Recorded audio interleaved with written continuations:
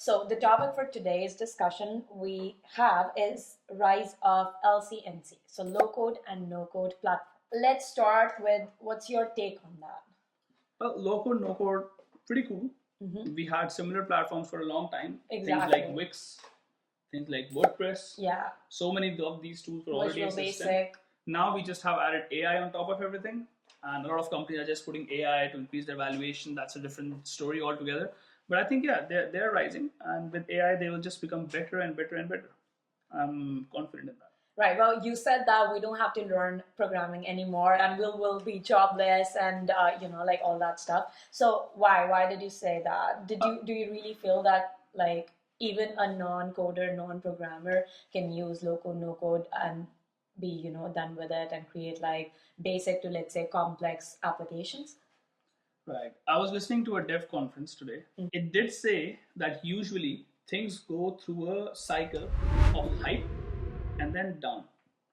For example, I think in 1970s or 80s, man went to the moon. And people thought that now we are going to be multi-planetary species.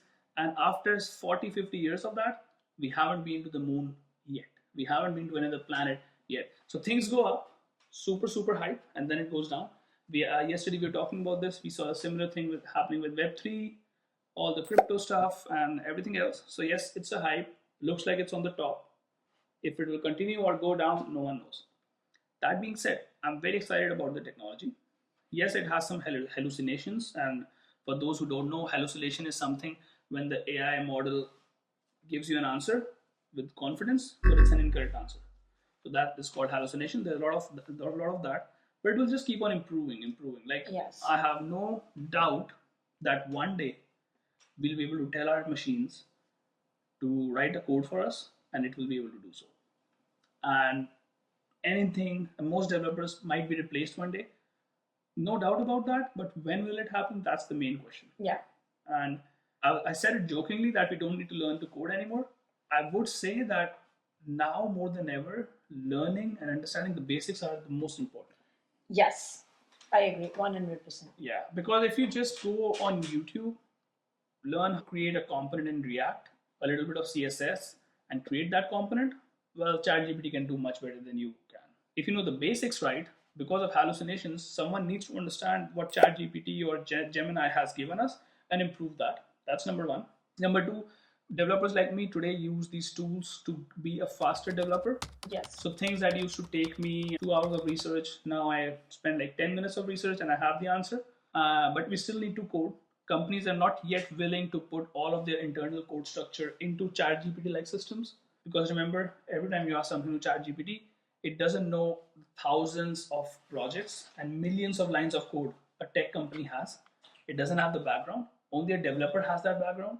So they cannot give you a code that will work directly with your systems yet. So there are many challenges, but I want to ask the people who say that we no longer should learn to code. Yeah. I want to ask them, what should you learn? Should you learn how to make a water bottle, let's say? A machine can do that, right? Painters will be replaced, accountants will be replaced, journalists will be replaced, lawyers will be replaced. Everything has the potential to be replaced, correct? Even the snow cleaning. Today was a snowstorm in Montreal, and why don't we have self-driving snow cleaning vehicles who will just take out all the snow? We have thousands or hundreds of thousands of people working in cold areas like Canada and some parts of US where people have to clear the snow. Well, yes, technology will improve things, but in the end, it's a human operating that, and we don't know when it will change. So just because of that reason, you not learning something, I think it's just being lazy. If we go to the root of that, Yeah. Why would you learn mathematics when calculator is there? Well, you learn it because with mathematics you get analytical skills and you get to analyze and observe and come to rational solutions in the end. So it gives you a lot of your brain building in the background, whatever challenging stuff you solve. And even to understand and know how to use a calculator, you need to know mathematics. Because as users, you have to input what you're trying to do with the help of a calculator, right? You're no longer manually doing that operation, like that arithmetic logic. You're not manually doing that, but you're still entering it in a machine, right? Correct, yeah. So you still need the basic understanding of what you're trying to achieve. And in the end, if people think that machines will replace all kind of jobs, That's pretty cool. As a developer, I'm looking forward to that world. But you tell me, who is going to make those machines? Developers will. Who is going to work on more AI, more ML, and make more beautiful paintings, Exactly. better code, everything? Well, developers will. I think if anything, developers will have a lot more jobs and more demand in the coming future. And people like copywriters and all other fields might go down, or they even might increase. They might start using AI and be better copywriters. I don't know. Right. So that's the thing. If everything has to be replaced by code eventually, we need to have more coders to write those lines of code, Yeah. right? So yeah, I mean, I 100% agree with your viewpoint here. And as you said, that LCNC or low code no code platform, this term is just gaining popularity recently. But I mean, with all the hubbub around AI and generative AI and these large models and stuff like that, and also like with Microsoft's Power Platform. So I saw like a really cool video that I would like to show to everyone. Okay.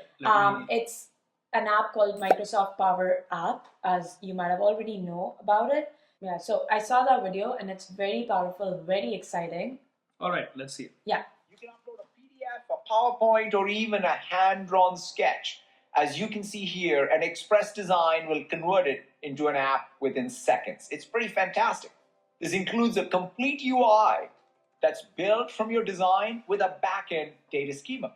It's easy to check and modify all of the created components. You can further modify any part of the app to match your own design. And if you want to add more screens, you can simply repeat the process until your app is completed. For example, the interaction designer who is using Figma every day can build a prototype in Figma, upload the designer to Power Apps, and have a working app in seconds, leaving developers to focus on data and backend logic. And by the way, this is all built on large AI models that I just talked about. And we're not stopping there. Yeah, I think, yeah. This is super cool. Like, so I wish these existed when I was working more in the front end. For many years, I've never worked in the front end. I'm mostly a back end developer now. I wish these tools were existed. I would have been so much more productive. Exactly. And if you pay attention to the words that Satya Nadella used in this video, is that they're not replacing web developers or backend developers. Yet. These models, yet. But they're just enabling them to save time working on these front end, like these basic front end work. Yep. Rather, they can invest that time in the more complex back-end logic, right? Correct. So that's great. So that's the thing. Absolutely. You still, I mean, these apps, these AI models, like they can all do the basic work for you. So you can worry more about the architecture, the security, the governance, like all of that of your application. Absolutely. And also being more creative, right? Because the core of generative AI is that it's a large language model. It learns from everything that it has stored in the past. And based on that, it produces something new. But humans are great. Humans are beautiful. We create new music every year. We create new movies, new series, new paintings, new ways of playing, new style, new hairstyle, everything. So I think humans will still be able to go in and create a more beautiful design than an AI model will. Yeah. Now, who will get replaced? The human will get replaced who just used to go to Canva and copy other designs and make a design of their own. That person is maybe the first one who's going to get replaced, because AI can do that better than you. Yeah. A human can go to Canva and see 5 designs. AI can see 5 million designs. But the person who's creative, who's actually writing and creating the graphic from scratch, I think they will be more paid, more highly paid, using these tools. Yeah. So there is this new term that is floating around. So citizen developers versus professional developers. Do you know what about is that? it? No. Okay, so it's a very interesting concept. So citizen developers is basically, it's a business practice that like a lot of firms have started doing, where they train non-IT employees to become coders and software developers using these LCNC platforms. Okay. Because it's like low code or no code, so you don't really need to learn coding, right? You don't really need to know HTML, CSS, blah, blah, blah. Right.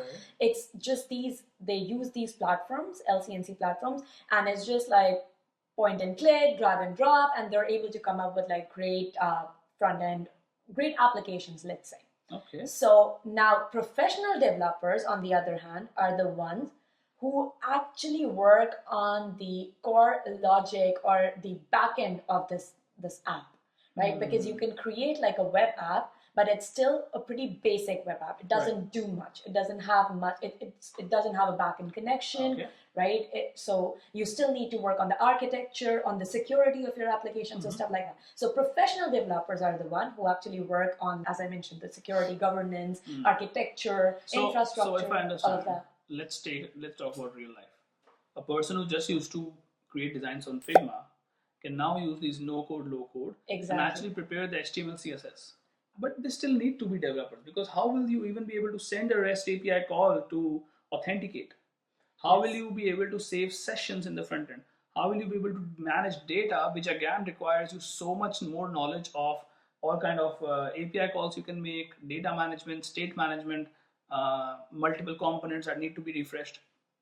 I still don't see how a non-tech person can do all of that. Yeah, that's why their title, citizen developer, still has the word developer in it. Because even though they're non-IT trained professionals, they're working as developers, so they still need the basic programming knowledge, right? So even if I'm telling you, as for someone who has worked in the front end, this is not basic. I don't think someone who's not a developer can do this. I don't think at all. This is something who just people like who create static websites, they are the ones creating the most FUD, fear, uncertainty, and doubt. If you have ever worked on a real front-end website, you know how complicated things can get. Just the state management itself. We were talking to Carlos, the technical lead, the other day, and he mentioned the same thing.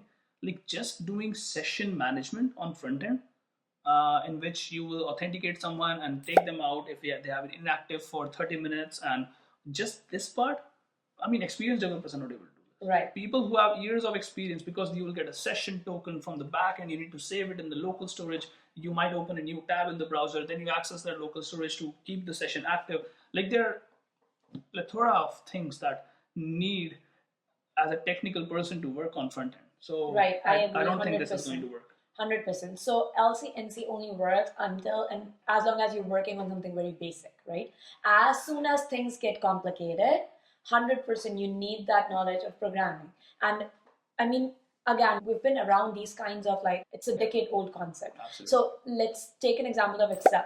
So everyone knows how to use Excel. We don't need to know how to code to use Excel. We're essentially calling a function that's already written in the back end in C++ or Objective-C, the language that they use to code Excel. And we're just calling that function to do our work. But this is pretty basic Excel. As soon as things get complicated, what I'm trying to say is, as soon as, let's say, you want to automate things in Excel, right?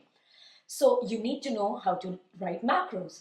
So to know how to write macros, you need to know how to code in Visual Basic for applications. So VBA. Required coding. I didn't even know that.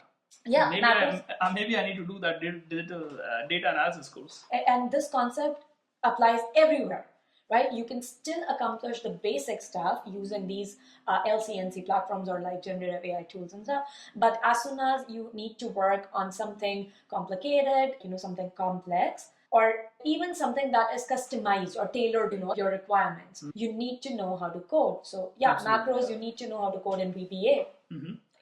So I think both of us are on the same page, and anyone who tells you that you should not learn coding because developers are going to be replaced, well, then just say thank you to them and just keep learning coding.